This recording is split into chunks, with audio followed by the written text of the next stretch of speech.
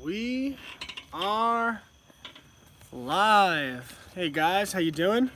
Thought I'd do something a little bit more informal tonight for the third and final part of our 14 lessons taught at elite private schools that essentially, for all purposes, public school students are denied. I was going to do it inside, but I looked outside right before I started the stream, and I mean, you guys can't see it, but the sunset was just magnificent, and I thought, you know what? I'm going to do part 3 of the 14 lessons outside, and, well, I don't like to let a good night go to waste. And, you know, in a way, that's a microcosm of what I want for my child's childhood, what I want him to grow up with. I want him to grow up in nature, away from screens.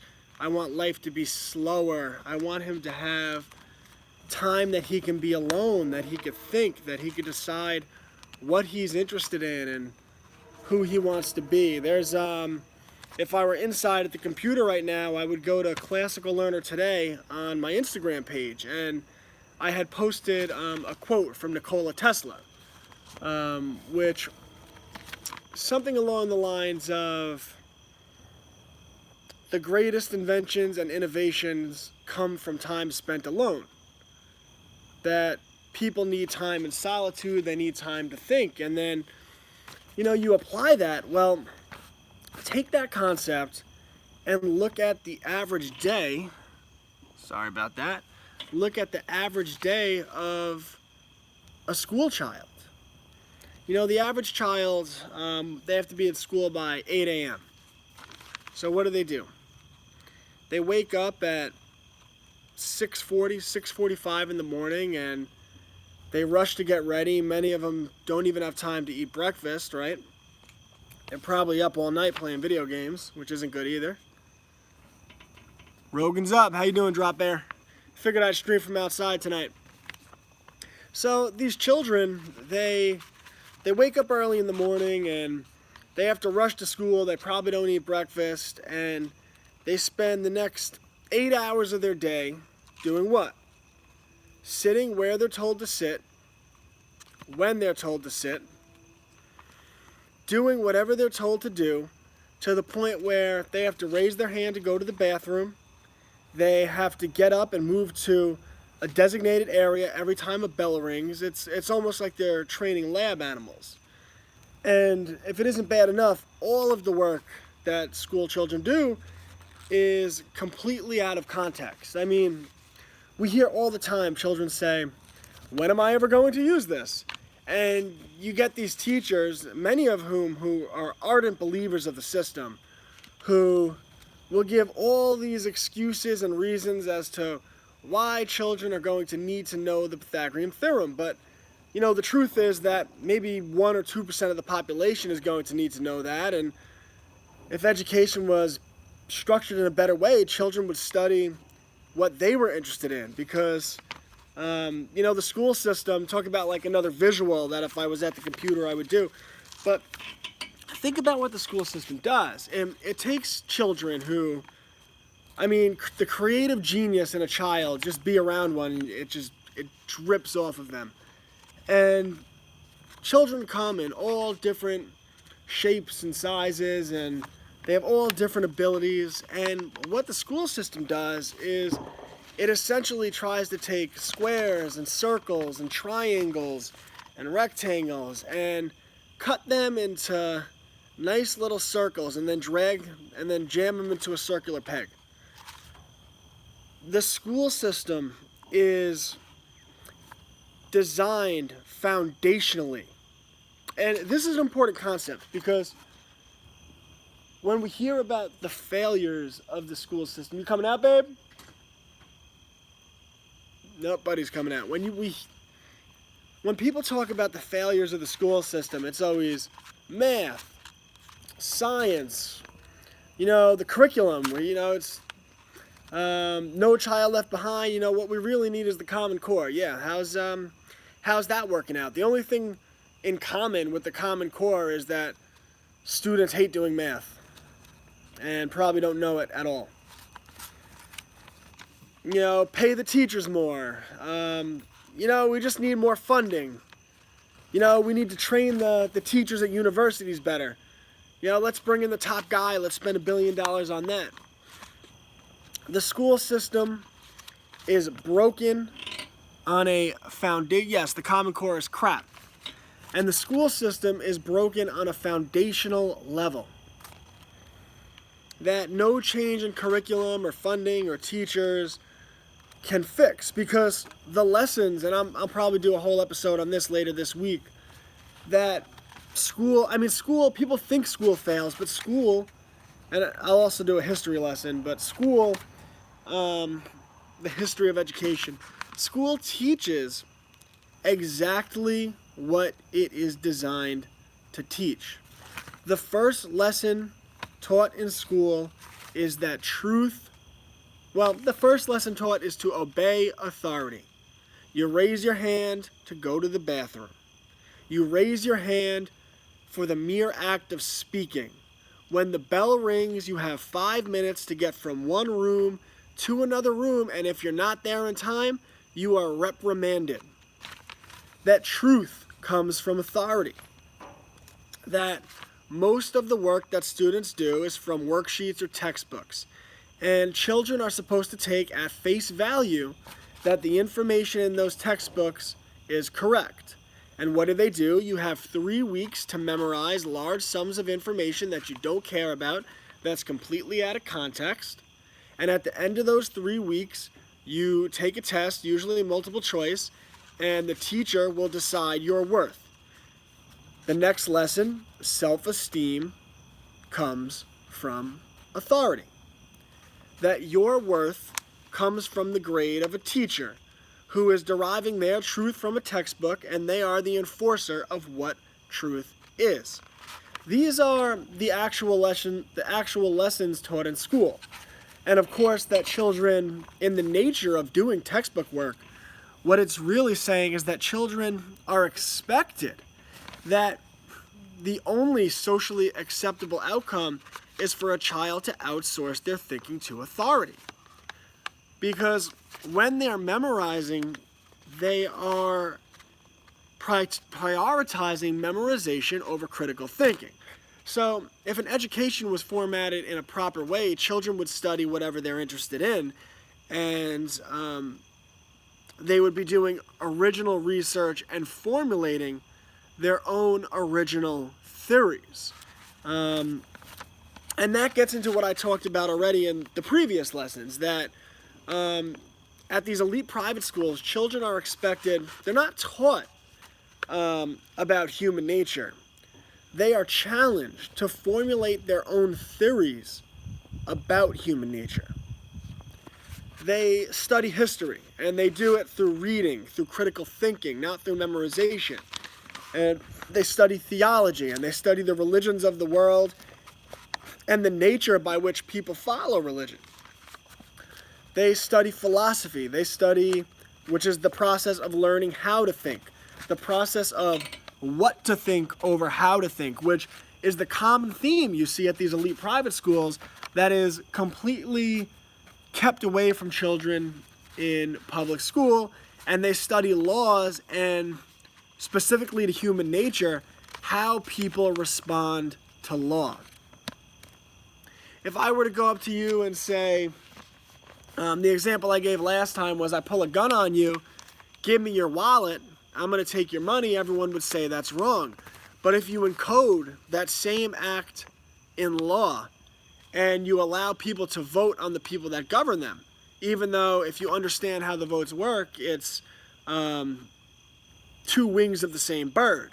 And people think those wings look differently, but if you get a microscope and you look really close at those wings, you see that the bones and the tendons are exactly the same. Which is why no matter what happens, no matter what the country votes for, the country always goes in the same direction.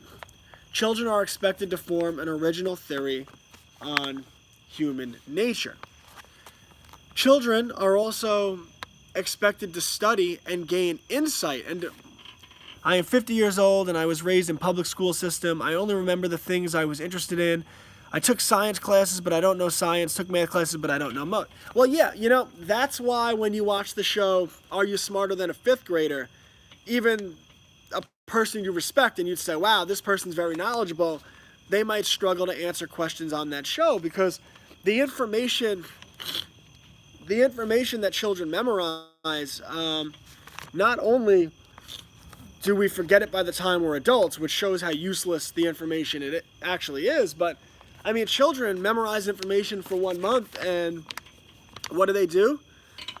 Continued. But foreign languages, history, music, I excelled. I wish they just let me learn. Yeah, well, what they should have done, if you were thriving in history, foreign language, music, imagine, I always tell people, imagine there was no culture, no structure. How would you educate someone from the ground level up?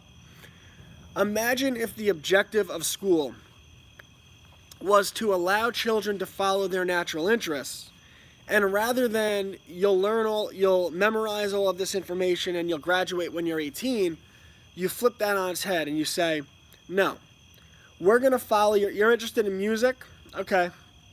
We're going to follow your interest, challenge you to do something in music structured around the creation of your own business. Now that could be creating your own music, producing your own music, editing your own music, doing niche type music that you do as a career, teaching music, so many things you can do with music, things that I can't think of right now off the top of my head.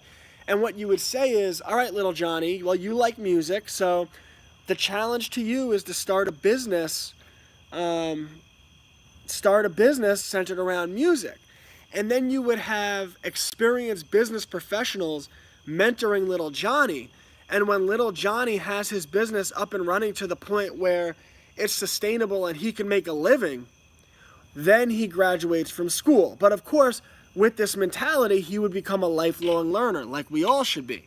I mean, you should have saw me after I graduated from my master's program. I couldn't say any of this to you. I'm a lifelong learner.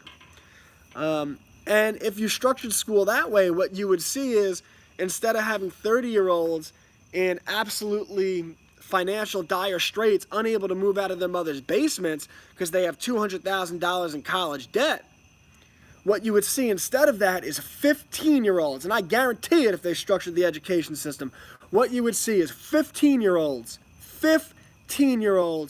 that have become independent, strong, sovereign individuals who don't have to rely on anyone else, don't have any debt, and can make a comfortable living doing what they love to do. And the mindset they would develop within that form of learning, the mindset children learn when they're taught that way, well,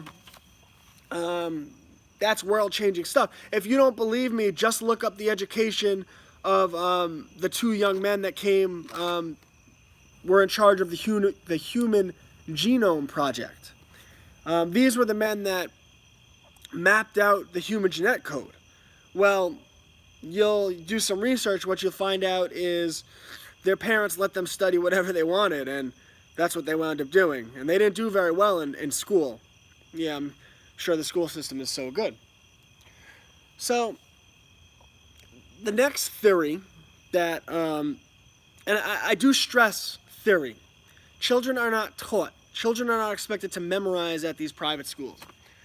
The next theory that children are expected to formulate on their own from their own studies is the theory into the insight of human nature. I'm sorry, that's the one I use. Insight into how institutions operate. Why is that important? Well, on my Facebook page, which you should follow, FFR News and Classical Learner, those Facebook pages, if you want, I love it. Friend me, Brett Pike on Facebook. Let's do it. I want traffic, people. So friend me. I pose all kinds of interesting questions. Was it Plato, I think it was Plato. Maybe it was Socrates. I can't change your worldview. I can only prompt you to think. It's the same concept with, if you watch the movie The Matrix, which if you haven't ever watched The Matrix and tried to understand it from a metaphorical level, and the depiction of society from that movie is phenomenal. And maybe one day I'll do a whole movie breakdown, because I mean, I would definitely introduce concepts that maybe you never heard of. But the same thing when Morpheus is trying to wake up Neo, right? By the way, I used to be Tom Anderson on the internet. Why? Because Tom Anderson was Neo's government name in the movie The Matrix. But when Morpheus is attempting to wake up Neo, he says, "Neo, I am trying to free your mind. I can't open the door for..." No, it goes up. "Neo, I am trying to free your mind. I can only show you the door. I can't walk through it for you." So I pose all types of interesting questions on my Facebook in attempts to help wake up someone who might be sleeping. When you go through an awakening to how the world works, which leads me to homeschooling, when you first wake up, you blabber this stuff at people. You say your worldview is wrong. The reality that has been presented to you by CNN and Fox News and the mainstream media is fictitious. That Hollywood movies are designed to make you think that society operates in a way that it actually doesn't operate, and people reject that. You can't wake people up that way, but what you can do is plant seeds and slowly point out inconsistencies in the reality that has been constructed within their mind, and then you use that to wake them up. So insight into how institutions work and why this is so important. And it's a great example. I actually posted about this on my Classical Learner today on Instagram today. And when we're taught about wars, we're generally taught that wars are fought for what? Militarism, industrialism, colonialism, alliances, imperialism, assassinations, revolutions, democracy. That's the most laughable one. We're fighting wars to spread democracy.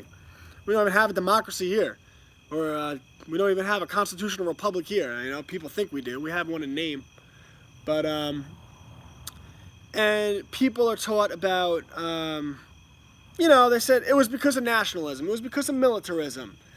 You know, it's because this historical figure was really bad, and the historical figures from your country, when we want them to be, they were really good.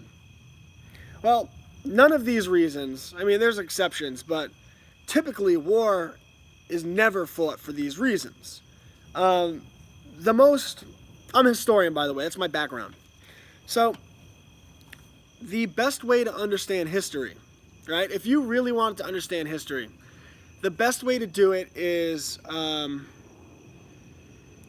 the organizational viewpoint. Or some people would say, I don't like to use the word because people are brainwashed, but the best way to understand history is from the conspiratorial standpoint. Why is that? Because everything's a conspiracy? Well, to some degree, yes. Because take World War I, for example. People say, oh, the Archduke got assassinated, right? And it was mania. They'll say it was militarism, alliances, nationalism, industrialism, and the assassination. And I say, okay, I could accept that, right? That is kind of true. But if that's all you teach, then people don't understand history, and they'll be fooled in the same way in the present day. So they'll be fooled into going into wars that are unjust. They'll follow their country into war when they say there's weapons of mass destruction in Iraq. Well, now we know there was never weapons of mass destruction in Iraq, right? So wars are seldom fought for these reasons. So if you actually get into the forensic history of World War I, for example, what you'll find is there was the diamond robber baron, John Cecil Rhodes. There was the banking family, Nathan Rothschild, and they were in Britain, and they had financial interests. So what they were trying to do was, they had financial interests. So what they were trying to do was take out Germany. So they were putting like chess pieces around Germany, and they set those chess pieces up, and whenever there was a spark, the assassination of the Archduke, they used that as an excuse to militarily conquer Germany. That was the purpose of World War I. I can show you the forensic history if you want. Type in Corbett Report / World War I, CORBETT report / CorbettReport.com / World War I. CorbettReport.com / World War I. CorbettReport.com / World War I. Type in that whole documentary on it. It will blow your mind. And then, of course, in the United States of America, the big power players involved were J.P. Morgan and this guy, Colonel, he wasn't actually a colonel, but he called himself Colonel House, who was connected to the Institute of International Affairs in Britain. Britain wanted America in the war, and he was the right-hand man of Woodrow Wilson. So this was easily trackable if you look it up, and this was, for all intents and purposes, a conspiracy. So when children study at these elite private schools, they formulate original theories and insight into how institutions work. It could literally save their lives, because when something happens like the government comes out and says, you know, there's weapons of mass... Reconnect. All right, I'm back. How cut off did I get there? Were you guys able to hear me when I was saying it's buffering? All right, so it could literally, this insight into institutions can literally save your life. Why? Because, you know, a lot of the people believe the weapons of mass destruction lie, and they sign up and they go to Iraq and they get their arm blown off, and 22 veterans commit suicide a day. Well, people that understand how institutions work say, no, those are the excuses they give you to go to war. But in reality, there's probably another reason. And before I sign up to go to war at 18 years old and give my life for something that's a lie, I better do some research and dig into why the government, why the corporations that control the government actually want war with Iraq. So this education that they get at these elite private schools, it can literally save your child's life. So, and again, it's all based on formulating an original theory. Take the same concept. Children at these elite private schools are expected to do what? They are expected to, every year, formulate, well, I don't know if they do it every year, but I suggest you do it with your children every year, to formulate original theories, or not original, they are expected to come up with their original code of conduct, standards, and ethics that they think should carry them through life. So, and this was done by Ben Franklin, George Washington. You could read Ben Franklin's autobiography. If you haven't, it's great to understand how to educate a child. It's phenomenal. George Washington, read his rules for civility and decency. It's great for understanding the proper way to educate a child. But children at these elite schools, they are expected to come up, formulate their own original theories. And it's definitely something that you should take note of and you should do with your children. And it's what I teach. www.classicallearner.com. I make individualized educational plans in which I work one-on-one with families. So if you haven't checked out what I do, go do that and definitely join my email list. So I went over most of the lessons taught at these elite private schools that are not taught to the poor folks at public school. So I just wanted to go over the few that I didn't. Sorry, I just need to grab some light here. Trying to grab some light. Hold on 1 second. Give me 1 second. Sorry, people, I don't have light.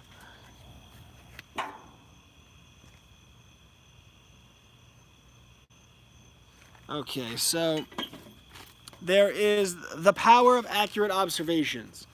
And this gets into very basic stuff, but it's the ability to observe and record your world. I know many of you are news junkies. Well, that's a concept of, are you able to go through the news when you're getting a million different news stories from if you're into this. The New York Times, the Washington Post, CNN, Fox News, Breitbart, individual people on the internet, Owen Benjamin, James Corbett, Stefan Molyneux, whoever you're listening to, it doesn't matter. You're getting all this information. Are you able to filter in your mind? So what information is accurate, filter out what is fictitious, and figure out what happened. You could also look at this from a scientific perspective. Are you able to observe the world around you, accurately record it so that you can go back to that information later and test out some type of original scientific theory? It's kind of the roots of the scientific method, right? We want our children to understand the scientific method. We want them to understand recording, observing, making hypotheses, testing those hypotheses, testing them again to see if they're reliable, right? If you have test, retest reliability. Most of the population, you'd be surprised, well, you probably wouldn't, is not able to do this. That's why whatever the establishment-controlled scientists say, so you'll get narratives like global warming, and I mean, you could believe in that. You get narratives like whatever, but most people just believe it because authority tells them that's what's happening, because there's men with lab coats. They don't understand the difference between, even like evolution, the Big Bang Theory. People say, oh, well, the scientists say this is scientific fact. Well, someone that understands the scientific method would say, no, wait a second. All of this is theory. It's not based on a hypothesis that can be tested and retested and has reliability. So they teach this at these elite private schools. So when you're working with your young child, you should be doing science experiments with them weekly, at least one a week. That's the best way to learn science. It's fun, it's hands-on, it's feedback-based learning. And if you do that, and you can find these on Pinterest, the people put so many science experiments on Pinterest. So very easy, at-home stuff you can do. Simple stuff even. So you take a lime and a lemon, you put them in a bowl of water. I forget which one, but one of them has more oxygen. The lime or the lemon has, good idea, Machiavelli. Machiavelli sucks. Interesting. I take it you're like me, one of the only people that actually has read Machiavelli. Information truly is the greatest source of power in the world. That's why they work so hard to control information and suppress information. But you take a lime and a lemon, and you drop them in this bowl of water, and whichever one, I forget, I think the lemon that has more oxygen in it will rise to the top, density, and the one that has less oxygen will sink to the bottom. This is density. And you teach your child hands-on about density, and they remember that lesson. And then you could test that again and again. And what they start to understand, what they start to see, is that science comes with a scientific method, right? That science is testable and repeatable. And anything that's not testable and repeatable is not science. It's science, what I call with a big S, the same way God has a big G. So science with a big S, these people that follow the lab coats, they just listen to what they say at face value. Essentially what it has become is the new religion of the establishment, of the bureaucracies, the deep state, the government. They use this to present a reality that isn't there and to get people to give up their rights. So, I mean, this gets into like UN Agenda 21 and things of that nature. Basically what they do is you create a crisis, and you get these big think tanks together, and you use, this is why you want to have insights into institutions, right? How is power in the media, Hollywood, and academia consolidated? How is power over information consolidated? You do research, you start to understand it's controlled through money, it's controlled through grants from the big tax-exempt foundations, and it's controlled through leverage over advertisers. You want your child to have insight into how institutions work. So you get these big think tanks together, and you say, all right, well, we have this thing called global warming.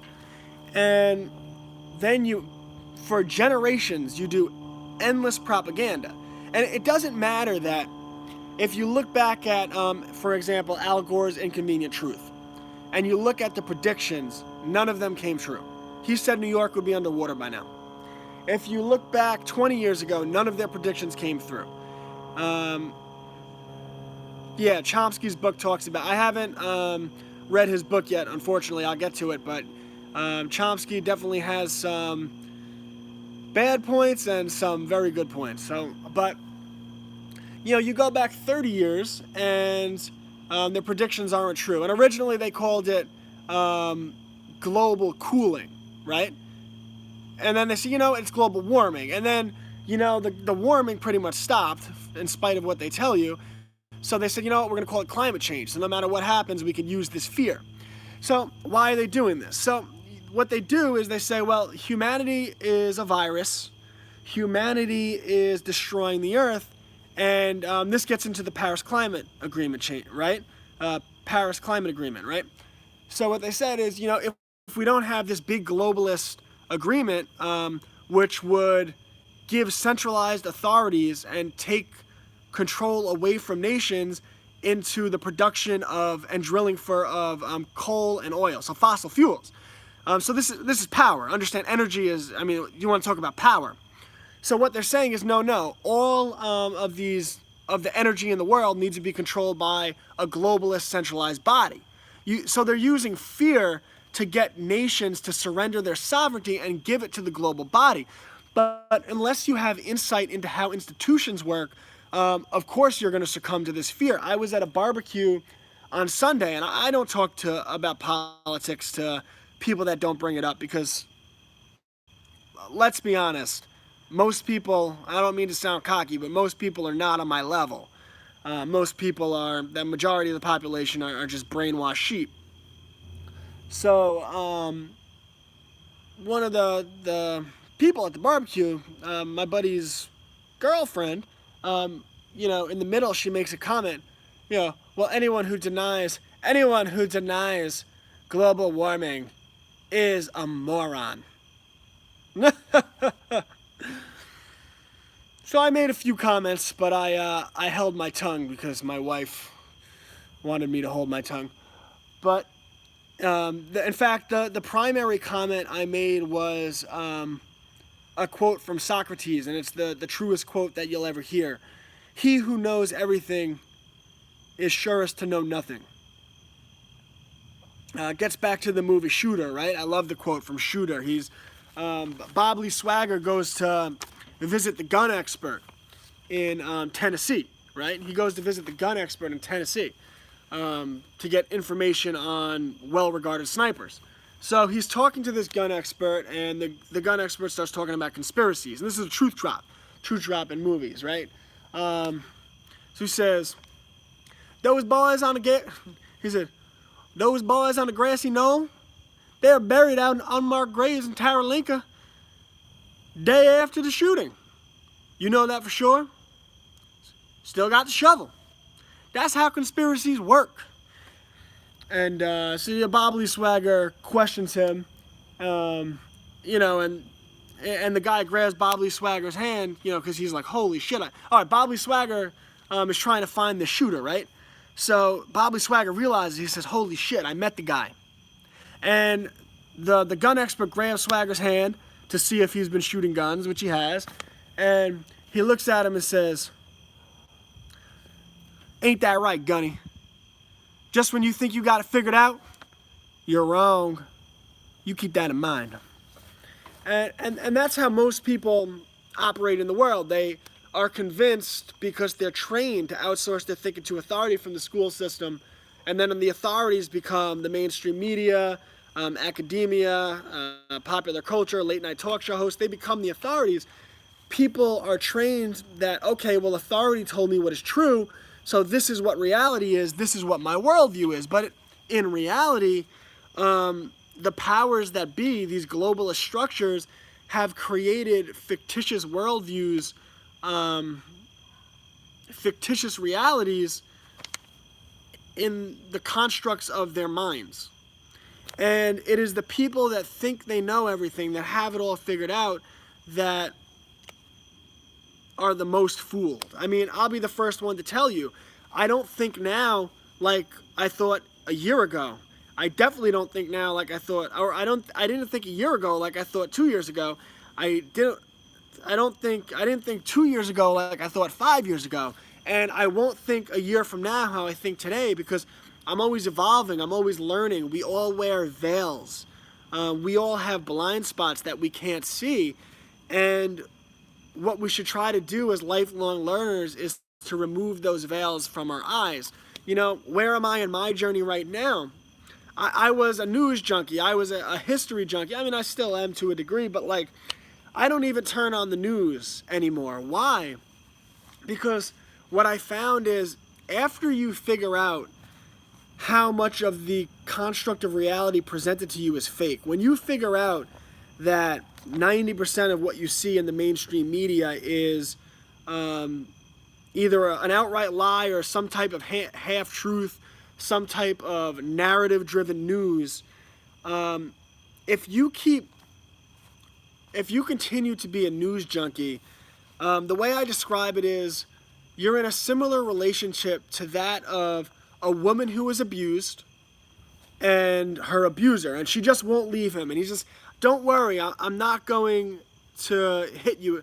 Well, yeah, I mean, history too, right? Because if we see how much of news is fake today, well, imagine how fake most of the history we think we understand actually is, right? I mean, a lot of it, what was reported by the newspapers at that time, that's why I tell people you have to get back to primary documents. You talked about educating a child, that half their education has to be centered around primary documents and critical thinking. You know, because most of what was reported then was fake news. All right, for example, I gave the World War I earlier, right? You ready for this? So, the Lusitania, right, was the ship that was sunk. The Lusitania was the ship that was sunk that was allowed the government to mobilize the American public to support World War I, because the American public didn't support World War I at all. They were, you know, imagine, yeah, we should go to Europe and fight in what has already been the deadliest war in history, because for no reason. So what the United States government did is they loaded munitions because they wanted war. All right, the government wanted war. Woodrow Wilson, who was Colonel House, was in his year, and he was connected to Britain. His whole history. They wanted war. So what they did was they loaded up American passenger ships with munitions and soldiers. And they let the German government know that, because they wanted the ship to be shot down. So the German government took out newspaper ads in some of 25 of the biggest newspapers in the United States of America. The problem that the German government didn't consider, this is why history is best understood from the conspiracy model, is J.P. Morgan, the banker who put in a tremendous amount of money into the Entente, into France and England, into them winning the war. J.P. Morgan, because of that money, he had loaned that money, he needed France and England to win, so he could get repaid. So Morgan consolidated control over the biggest newspapers in the United States of America using his immense banking wealth. And he actually didn't run the ad that Germany paid for. The ad saying, "Do not board the Lusitania and ships like it. They are carrying munitions and we are going to shoot them down." This is the German government did this. It only ran in one newspaper. That's why we know it. Morgan was able to get it out of every newspaper but one. So that's I forgot where I was going with that, but that's why we have to understand how institutions work. And what was I talking about there? I didn't know they didn't print it. Yeah, they printed in one newspaper. Morgan got it out of everything. That's remarkable, isn't it? What was I talking about? Do you guys remember? I don't know what I was talking about. I was going on a whole rant. I was talking about Agenda 21. was talking about Agenda 21. I was talking about, oh yeah, I was talking about how people, the nature of, you think you got it all figured out, you're wrong. Oh yeah, so you have an abusive relationship, right? If you continue to watch the mainstream media. So, you know, for me, where I'm at this point in my life, it's all about separating myself from the beast, right? So, this summer I did my first aggressive garden. I'd show it to you, but I can't right now. I don't have a lot of property because I'm on the East Coast of the United States, and I plan on moving down south where I could get more property and not have a mortgage. But I planted aggressively, and I learned a lot about planting and gardening because I want to have a farm now. I want to grow my own food because I don't want to have to buy the food produced by the big corporations which spray Roundup, which a court of law found that Roundup, or glyphosate, the primary ingredient in Roundup, causes cancer. That's sprayed on all of our food. So eat organic. But the best would be to grow your food because, again, if you understand how institutions work, the corporations pay off the government officials. That's what this lobbying is about. And then the government officials put someone friendly to the corporations, often someone that used to work for the corporations, and they make them the head of the FDA, for example. So then they set the regulations where they could say, a company could say food is organic even when it's not. So that's, again, this is why elites teach their children to understand how institutions work. Very few people understand how institutions work. I, on the other hand, could talk about this shit all day. But, so I'm growing my garden, and eventually I'm going to get a farm because I want to separate myself from the beast system. I don't want to spend my time watching the mainstream media. I want to find, maddening, yes. I want to find the content creators that I respect on the internet because there's so many people producing original content on the internet that the notion that you need to watch TV designed to dumb you down, designed to fool you, satanic, designed to hurt you, is ludicrous. Find the people that are interesting on the internet and watch them. And oh, by the way, support them. Support people like me. You know, I'm homeschooling my child. I started a business in which I'm teaching families how to homeschool their children. And not just teaching them how to homeschool, but for those of you that have followed me for a while or listened to rants like this, I am filling in the gaps where even most people or most curriculums that are experienced with homeschool, they just wouldn't think to do. Because I am a digger and I am a historian, and I do have a bachelor's degree in 7 to 12 history education. I have a master's degree in birth to 2, special education. Nothing of value from those. Nothing of value. I was good at that shit too. I was good at that shit. I don't like pleas to authority, but when I decided to take it seriously, I graduated my master's program with a 4.0 GPA, and I was awarded the award that goes to the #1 student in the program. And I'll be the first one to tell you that I learned nothing of value except my writing skills got better. My writing skills got better. And what I learned from my history major was how to get back to primary documents. So when I started to go through my awakening, it was a lot easier for me, I think, than most people to start to figure out, to separate reality from fiction. But with that in mind, like I said, the person that knows everything knows nothing. I understand that when I was 18 years old and I registered as a Democrat, there was a whole bunch of veils over my face. And then when I was 19 years old in college and I saw through that and I said, you know what, no, I'm not a Democrat, I'm probably a Republican. You learn a lot as a homeschooling parent as well. Yeah. I mean, my experience so far, I mean, my boy's 18 months old, and I don't like to put like pressure on him, but every single milestone that he's supposed to achieve, he's achieved way early. And I mean, people meet him and they're like, no, he's not 18 months old. Yeah, he's 18 months old. But why is he like that? Because I've never turned on the television for him. The only times I've turned on the television for him, there's a few times where he's just been sick and he's really not feeling good. So what I'll do is I'll just let him lay on me. Like if he's laying on me, if he stops moving, because you have to understand he never stops moving, if he lays on me, he is not feeling well at all. So there's been a couple of times where he has a fever, where I'll put on something like Blue Planet just so he can look at all the variety of animals that are out there in the world. And then we do all kinds of fun. We went to an aquarium last week. Maybe I'll post some pictures of it. We go to aquariums and stuff all the time. I mean, we were at the aquarium, and we went into the butterfly exhibit, and the butterflies fly and they land on you. And the rule is you don't touch the butterfly. We got in there for 1 second. I looked away, and he walked up to me with a butterfly in his hand, and he was like, "Dad." And I was like, "No, Brady, drop the butterfly." And he let it go, and it flew away. And kids develop even without. Yeah, they develop if you let them. As far as the television goes, mine is 11 and hasn't even asked to watch TV. Yeah, because if you let them explore, they know that exploring is better. Like, if the TV is actually on, my boy doesn't even want to watch it. But I narrated the first 8 months of my child's life. And when I mean I narrated, when I was doing it, my in-laws looked at me like I was nuts. They were like, "Why do you do this all the time? It's so annoying." And when I say I narrated, I did it like this. "All right, Brady, I'm going to pick you up. All right, I've picked you up. What should we do?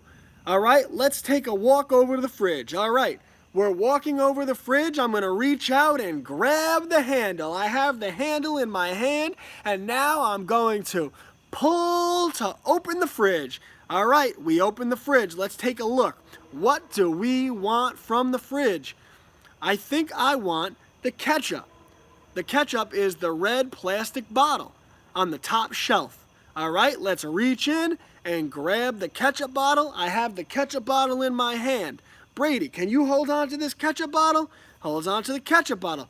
"Thanks for holding on to the ketchup bottle. Make sure you hold it tight. Get it grasped with your hand. Make sure you use your fingers. All right, now let's walk over to the counter." I'm walking over to the counter. "Brady, can you put the ketchup bottle on the counter?" "Thanks for putting the ketchup bottle on the counter. The ketchup bottle is on the counter. What should we do next?" I shit you not that the first 8 months of his life, I did that. And people looked at me like I was annoying, and then they realized, that's awesome, he feels included in everything you were doing. Yeah, so people looked at me like, "Why are you doing that? Why are you doing that?" Remember, I have my master's degree is in early childhood special education. It's my child. I'm not cutting him short on anything. So I said, "Why are you doing that?" Well, by the time he was 9 months old, he was speaking and not just saying a few words. He was saying a good amount of words. And, that's on the spectrum. That's very early.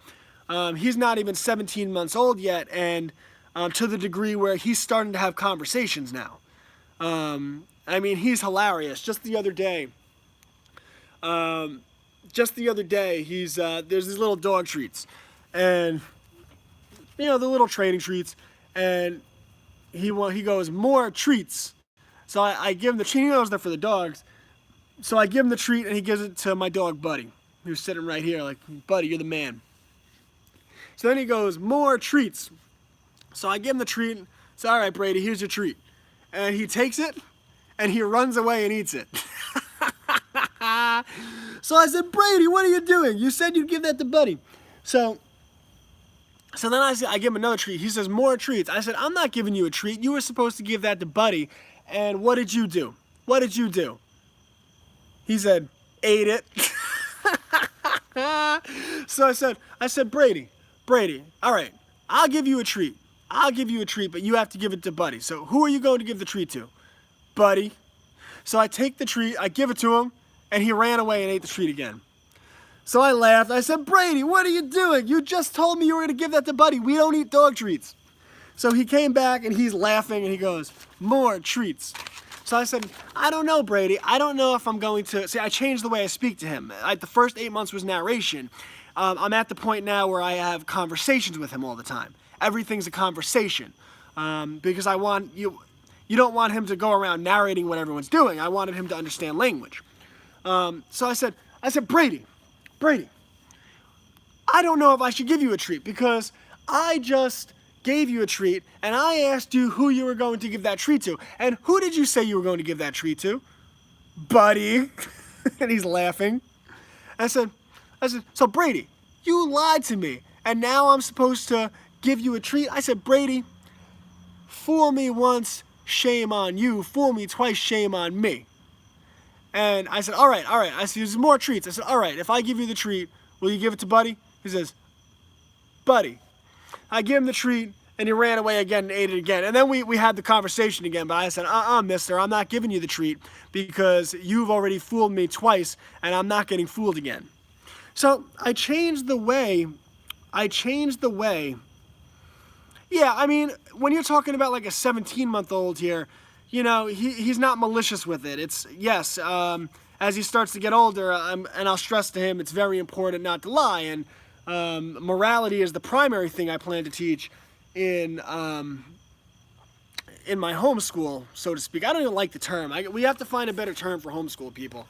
Like a real world school, but something, you know, rhetorically brilliant. I haven't thought of it yet. But, you know, at 17 months, what he's doing, yeah, it's more being mischievous. It's the development of a personality. He thinks it's hilarious. And we want him to develop a personality. So yeah, you learn a lot with that type of thing. So before I got distracted on that rant, I was going into institutions. I was talking about institutions. I was talking about J.P. Morgan, his consolidation of the media. Oh, I was saying how I was getting back to the grassroots level. So, yeah, I have my garden. I'm homeschooling my child. I started a business because I want to be economically sustainable. I want to be economically sustainable and not have to rely on anybody else. So now I have my business, Classical Learner, where I'm assisting families. I'm working one-on-one with them to show them how to better educate their children. Homeschool as well as alternative education. So like you send your child to public school, but you want something more, I can help you with that too. So I have my business because I don't want to be, you know, and God willing, it will grow to the point where it's ultra successful. But I don't want to be reliant on a job. I don't want to be reliant on anyone else. I want to be sovereign, and that's if you educate a child properly. They won't ever have to work for anybody else. They'll start their businesses at a very young age. When their friends are taking out $200,000 in college debt, they'll be starting a business, and by the time they're 22 years old, they'll probably be making $200,000 a year from something that they run. You educate a child differently. I plan on moving to the country in the next 18 months because although I like this place, I don't like having a mortgage. I don't want to have a mortgage because what happens is it's a modern form of indentured servitude. You become a slave to the mortgage. You can't spend all of your time with your family. You can't spend all of your time building something for you. What kind of business for young adults? Well, that's the thing, that it's not about what kind of business. So take a child who, take a 15-year-old who his parents are a little frustrated, right? And he's super interested in cars lately. His friend got this new car, and his friend has been taking the car apart and putting it back together and pimping this car out, right? And all he wants to do, you want him to do his homework, but all he wants to do is go to his friend's house and take the car apart and build it up and put it back together. And his parents are very frustrated by this because he needs to know the Pythagorean theorem. Well, how about a better way? What you do is, depending on your parenting style, it's just a stylistic thing, you could say, here's what we're going to do, Johnny. I'm going to buy you a clunker.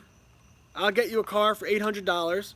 If that's not your style, fine. You can say, I'm going to give you a loan for $800. You could pay me back. If that's not your style, fine. You say, you want a car? I want you to get a job, earn $800, and once you earn that $800, I'll let you buy a car. Either way, that's fine. I don't care. That's philosophy. It's your philosophy, whatever your style is. So Johnny, no matter what, he's going to get that car. You better believe, Johnny, not only is he going to get that car, but if you tell him he has to get a job, he will have a job in 5 minutes. He'll be, Indeed.com. Indeed, I need that job because I need that car. So Johnny gets the car whichever way he gets it, and here's what you say. All right, Johnny, my challenge to you, you have this clunker, is to pimp this car out. And Johnny starts pimping the car out, but he needs money, right? So what does he have to do? He has challenges in the real world, and he needs to start to overcome those challenges. So what Johnny does is, I don't know what he does, but maybe he goes to a local auto body shop. Maybe he goes to a local junkyard, and he comes to some type of agreement with them. Maybe he agrees to work for them for parts. Maybe he agrees to get the parts cheap. Maybe they like helping in the community, and he says, I'm doing this unique thing. If there are any parts that you don't need, that you're just going to get rid of, it's a junkyard, can you let me know what you have and I could come and pick through it? You send them my way. So now what he's doing is developing business skills, people skills, learning how to operate in a business world. So he comes to some type of agreement, and he will, and whatever it is, and he starts getting the parts and putting the car together. As he starts to put the car together, you say, Johnny, don't get me wrong, I'm going to let you drive this car. This is great. I love what you're doing. But I want something more for you. So here's what you're going to do. I need you to track how much money you spend fixing up the car and how much you've spent so far. I need you to do some accounting because, I wanted you to do math and science, Pythagorean theorem, but you wanted to do cars, and I'm letting you do cars, but I need you to learn real world math skills. So I need you to do some accounting. So Johnny, you can do the basics. We'll start doing some accounting. And I say, Johnny, I love what you're doing, but I think you can do more. So when your car's done, when it's all pimped out, I want you to ride it. I want you to enjoy it for a month. Enjoy your work. You should. You deserve it. You work hard on that. Take it to car shows. Show it off. But Johnny, I want more for you because I love you. So after you do that, what you're going to do is I want you to flip the clunker that you fixed up. Take it to a car show. Do what you got to do. I want you to do marketing. Marketing and sales. Market the car online. Put a sign in the window. Put signs around town. Take your car to car shows. Take your car to businesses that sell cars, used car shops, used car businesses, and find out how much money you can get for the clunker that you fixed up. So Johnny he does this marketing, and he sells his car, and he flips this car for profit. And he had a lot of fun with this process. Then you say, Johnny, I'm glad you made this money. Glad you made this money. By the way, if I gave you an $800 investment, you better pay me back. But I'm glad you made this money. But I'll tell you what, Johnny, that $800 I gave you for that investment, I'm going to waive it under one condition. You don't have to pay me back. I want you to buy another car. And it could even be a nicer car because you have some profit now. Maybe you start with a car more expensive, or maybe you buy a clunker and you can get some nicer parts. But I want you to reinvest. I'll waive my investment. You don't have to pay me back. I'll waive it. But what you have to do is invest the profit into the next car. And I want you to fix that car up. And I want it to be doper. I want your car to be fly as fuck. Okay? I want your car to be amazing. And I want you to flip that car. So this was 15-year-old Johnny. Now, by the time he's 18 years old, he has a lot of experience with making business deals, the art of the deal, right? He has a lot of experience with sales, with marketing, with mechanics, with fixing things with his hands, with building things from scratch, with being creative. And by the time he's 18, Johnny might be able to, he might already have his own business up and running, flipping cars. Maybe, and you could guide him, maybe you say, Johnny, why don't you open up your own shop? Or why don't you do something in cars with flipping? And now what you do is, so it's not what business, It's how do you follow your child's natural interests and use that to teach them the real world skills, give them the real world experience through feedback-based learning that they need to accelerate in what still is a relatively free market. Now, as a plane, I thought it might have been a shooting. I saw the sickest shooting star the other night, guys. I've spent more time out here this summer than any time in my life just looking at the stars and the moon. Looking at the moon right now, it's a little fuzzy, but it's beautiful. But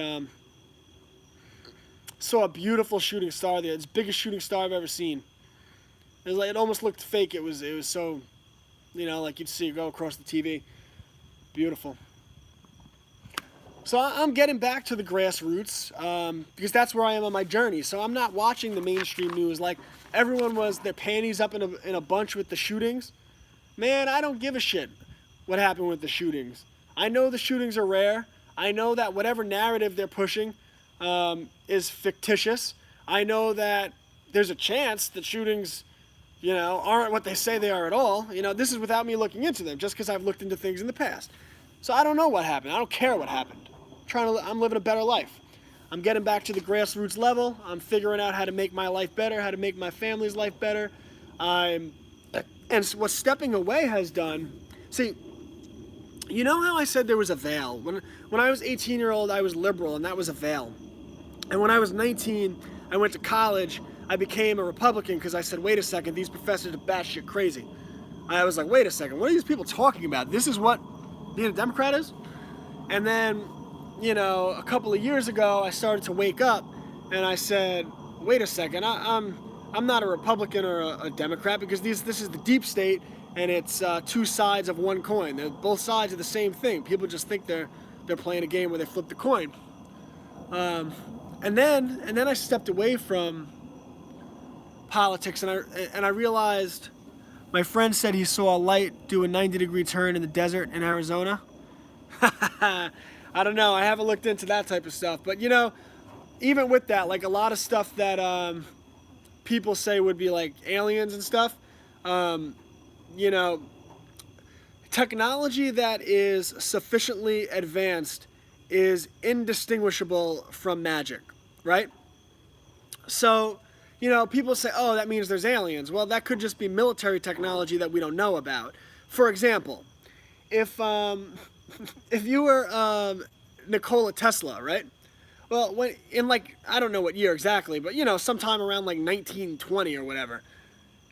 Tesla said one day people will talk on these little rectangular devices that will shoot radio waves across the world and will carry your voice, and you could talk to anyone across the world. And of course, everyone said he was crazy, right? Because sufficiently advanced technology is indistinguishable from magic. I was actually having a conversation with a buddy of mine the other day who, he's not awake, but he's getting there. So I was talking to him about 0-point energy. It's fascinating. So if you go back to the WikiLeaks documents, right, in the Podesta emails, there were emails between John Podesta, high-ranking NASA officials, and I think the drummer from Blink-182. It might not be Blink-182. It might have been a different band, but one of those very popular bands. And they were talking about extraterrestrials and 0-point energy. Okay, my first thought was I wasn't that interested in the aliens. I'll get into that another day. I don't want to get too off topic. But I was interested in the 0-point energy. So I was talking to my friend about this, and he laughed because he had actually heard about the 0-point energy because he had watched, hit the Rogan's up button, please. He had watched a Joe Rogan episode from shortly after the election that I watched as well, in which whoever the drummer was the drummer for, but let's just call it Blink-182. So the drummer from Blink-182 went on Joe Rogan, and he was talking about 0-point energy and this group that he's a part of. And I'm a digger, so if you dig into the group, if you go to their webpage, the people listed on their corporate website, it's interesting because, it was like, don't quote me here, I'm just hyperbole here because I don't remember exactly. But, you know, there was like the former #2 in the NSA and the former high-ranking NASA official. The people involved in this are no joke. You know, this is very interesting, right? So you have the Podesta email leaked to WikiLeaks. You have this drummer going on the Joe Rogan show, which why are they unveiling it? So my friend said he looked into the 0 point energy and basically what it allows you to do. I don't know if this is true or not, but what it allows you to do is, you know, you're going one way, you stop and go a completely other direction. So, you know, it's just an exercise in thinking critically. And I don't know what means what, but I do find it interestingly. But anyway, I don't want to get too off topic. But yeah, but always keep that in mind, that technology sufficiently advanced is indistinguishable from magic, right? Like if someone knew how to do teleportation right now, like you could see them and poof, they disappear and they're somewhere else. They'd say I know magic, but you know, in the future, I don't know, they could have that type of technology. It would be indistinguishable to me. The same is advanced knowledge, right? Advanced knowledge or intellect is indistinguishable from insanity. So when Nikola Tesla said there would be cell phones, instant transmission, right? So when Nikola Tesla said they'd have these cell phones one day and people would be able to send their voice instantaneously across the world, people said he was crazy. But no, his advanced intellect was indistinguishable from insanity.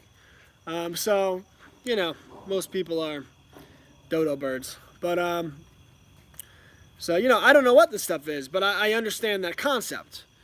Because I understand that there's always veils over your eyes.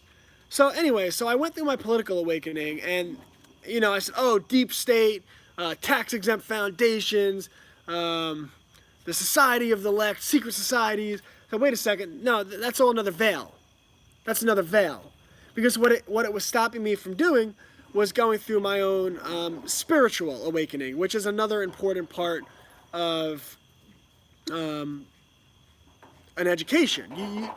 That's why you want your child to grow up in nature, with free time, with time to think about themselves, with you want them to see plants grow, where life comes from, where food comes from. You want them to spend time in their own thoughts, because you want them to grow spiritually. And what I understood is that a lot of what, even if you're like an awake political junkie, what that's preventing you from doing is growing spiritually. So when you educate a child, you have to make sure they have the free time. You know, for me now, I'm involved in a weekly Bible study, and some very kind people, they come to my house and they help me study the Bible and understand the Bible. And I follow people, very interesting thinkers. I don't agree with everything they say. I shouldn't have to say that, but so many people are binary thinkers. But like, I mean, you listen to this guy, Quantum of Conscious, and, you know, half the stuff he says, you know, it comes off as insane, but then, you know, you don't want to call him insane because the other half, you know, the other things he says are so profoundly brilliant that you say, holy crap, I mean, this guy is what a thinker, you know? So I've been going through my own spiritual journey. So, I mean, there are veils over our eyes, and what you want to do when you educate your child is educate them in the proper way of how to think. How did you find out? In the proper way of how to think, so that they could figure out what to think. My son will be infinitely more intelligent and awake than me. I found Owen. That's a good question. I've been listening to Owen. I would think 18 months, 2 years now. I probably found him when he first went on Molyneux. Because at that time, I was watching everything Molyneux puts out. I still donate to Molyneux. I just don't see everything he puts out. I think he's an important thinker. Like, all right, you know, support what's valuable. Support what you watch. Like, I donate nothing crazy. I donate $5 a month to Molyneux. I sign up $10 a month to Unauthorized TV. I send Owen donations when I send him mail. Why does he say he didn't land? Why does he say we didn't land on the moon? All right, so this is a great exercise in critical thinking, right? So the first thing we have to accept is a premise, right? I actually said we didn't land on the moon. I actually said we didn't land on the moon before Owen. He might have thought it, but I said it before him. At least from the first time I heard him say it in a stream. So you can't prove a negative, right? You can't prove a negative. So a great example is God. I believe in God, but I can't prove God to you because, I would have to prove God exists. I can't say to you, prove he doesn't exist, right? It's a stalemate. Can't prove a negative.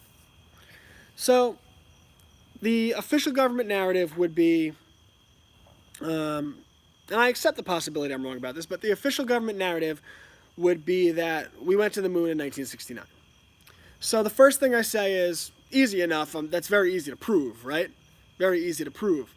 So you look into it and you find out that they lost the telemetry data that got them to the moon. Now the telemetry data is the mathematical data that makes information you need that makes going to the moon possible.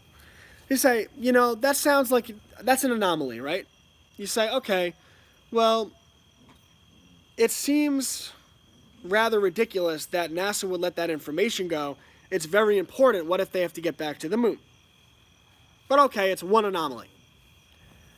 Then you say, okay, well, I saw them go to the moon. And then I found out that in the 1970s, news reporters inquired about the original moon tapes. And the official narrative from NASA was that they no longer have the original tapes of NASA landing on the moon.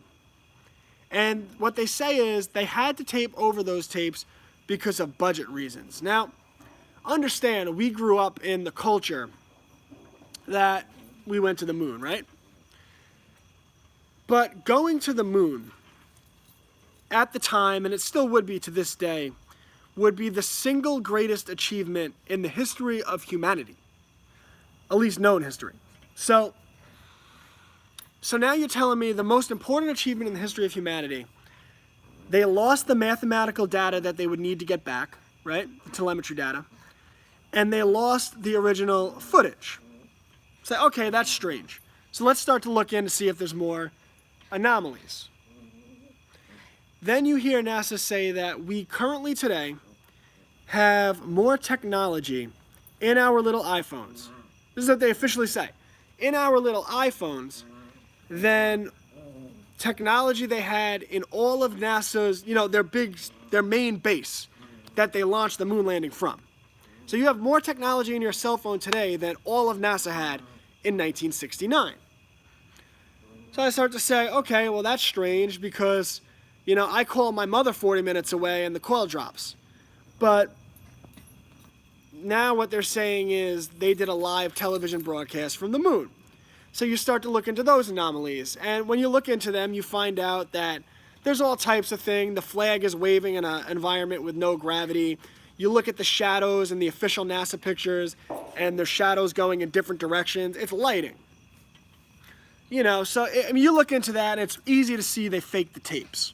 And that's why they say they lost the original tapes, because they don't want people to be able to say, oh, obviously they faked them. But, even with that, you say, all right, well, maybe they did it and faked the tapes because they realized in 1969 there's no way they did a live broadcast from the moon in 1969. They could have went, but there's no way they did the live broadcast, right? So you say, okay, maybe. So obviously they at least faked the tapes. They lost the mathematical data proving they went. They lost the so-called original tapes. What other anomalies exist? The Van Allen belt is said to be thousands of nuclear bombs going off at all times, that much radiation. But they sent the astronauts up there allegedly through the Van Allen belt, and through these little, the ships were nothing. They were barely thick at all. But they got through fine with all that radiation. But we're told if a nuclear blast goes off, what happens? We're told that, within minutes in Hiroshima, their people, their skin was being burnt off. And they were dying the most agonizing deaths you could possibly think of. So you say, okay, that's another anomaly. Then you found out that they gave a present to the president of the Netherlands. I think it was the Netherlands. That was said to be a moon rock, but upon examination, it turns out it wasn't a moon rock. It was petrified wood from Earth. So now you say they're trying to pass off fake moon rocks. Then you look into the temperatures on the moon. So according to NASA, I don't know if they know this as being true or not, because I think a lot of what they say is a lie, but according to NASA, this is their official narrative. In a 24-hour cycle, the moon achieves temperatures of over 200 degrees. And in the same 24-hour cycle, under 200 degrees. The batteries that they had on the moon,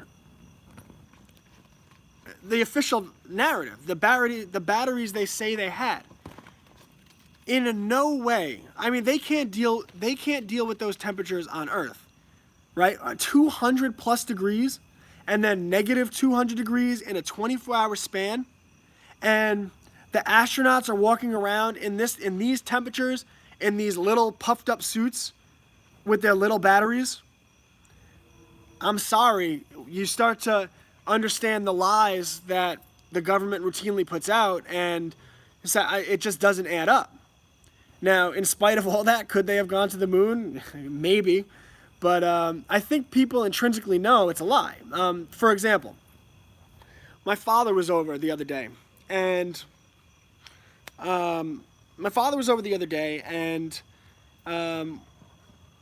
I was with my friend, and I was talking to him about this topic. And my father's very knowledgeable with batteries and this type of stuff. And I said, Dad, what type of battery would I need to run my air conditioner unit for, just 24 hours on a day like this? And it was a hot day. It was like 95 degrees, and he started going off how you would read, a pretty high-powered battery. To the point where he was like, I don't know if you could really reliably do that even if you had to, maybe a generator for a little bit. And he said, but I'm sure NASA has stuff. Right? Because he intrinsically knew that what NASA claimed they did, even without knowing the details, you would need one hell of a battery. And when you start talking about plus 200 degrees, negative 200 degrees, okay. I mean, if that's the lie on its face, maybe you could convince me they did that. But then when you say, well, the Van Allen belt, well, the moon rock, well, the telemetry data, well, the moon tapes, I mean, it starts to get to the point where it's like, all right, well, why would they lie? Well, it was the height of the Cold War, and the American government really needed a win, right? Why did they only say they went to the moon between 1969 and 1972, right? It was the height of the Cold War. The Soviet Union claimed to have already launched a satellite into space, and the United States government needed a win, especially on the global stage. And Kennedy promised they'd go to the moon. So, yeah, I never looked into the Russians, so I don't know. But, I looked into what America did. So, Kennedy said we'd go to the moon. America needed a win, and they had every incentive to lie. Now, if you start to understand America, if you don't understand history, I'm a historian. This is what I do. You say, okay, well, that's ridiculous. That, sir, is ridiculous, to think that everyone can be fooled with that happening right in front of their eyes. You, sir, are absolutely ridiculous. And, if you don't know history, I could see why you come from that narrative. But let's just talk about war, right? What happens at war? War is the most satanic thing that happens on this earth. Hundreds of thousands of people die, have their limbs blown off. 22 people a day in the United States of America right now, 22 people a day right now in the United States of America, veterans, commit suicide every day. How is that not talked about on the news every day? 22 veterans a day commit suicide. I spoke to an amazing veteran the other day. I was doing a consultation with her for homeschooling for my business. Shameless plug, www.classicallearner.com. And she was telling me a story about two of her friends, one who killed himself as a veteran, the other one who slit his carotid artery, but he wound up surviving. His friend, other military veteran, found him and saved him. 22 vets a day. It's pretty grotesque stuff, people. Vietnam War. How many people died in that? I'm going off the top of my head. Is it 500,000? I might be wrong, but I'm not lying. I don't know. You know, World War I, we're talking 50 million people, right? In World War II, 50 million people. This is grotesque stuff, people. This is grotesque. 50,000, okay. In my mind, it was, okay, 50,000. Thank you. So, but either way, I mean, that's 50,000. That's 50,000 sons. That's 50,000 fathers. You know, that's brothers. So, look at the Iraq War. We were told by the media, by the government, that there are weapons of mass destruction, and because of that, we had to go to war with Iraq. How many people died because of that government lie to start a war? So this is much worse than lying about something trivial like a rocket ship going somewhere, right? You look at 9/11. I don't want to get too into that, but 2 years ago, the government, our government, so this comes from the government, Google something called the 28 pages. 2 years ago, the government declassified a document. It was called the 28 pages, which stated the primary funding and actors on 9/11 all came from Saudi Arabia. Now, America went to Afghanistan.